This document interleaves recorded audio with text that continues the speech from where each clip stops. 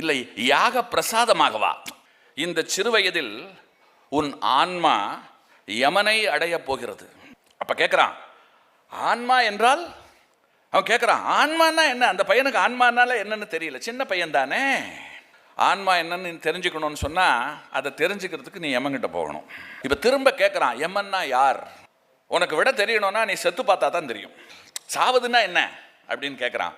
உன் கேள்விக்கெல்லாம் என்னால் பதில் சொல்ல முடியாது. இதுக்கு பதில் சொல்ல அந்த யமனால் மட்டும்தான் முடியும்.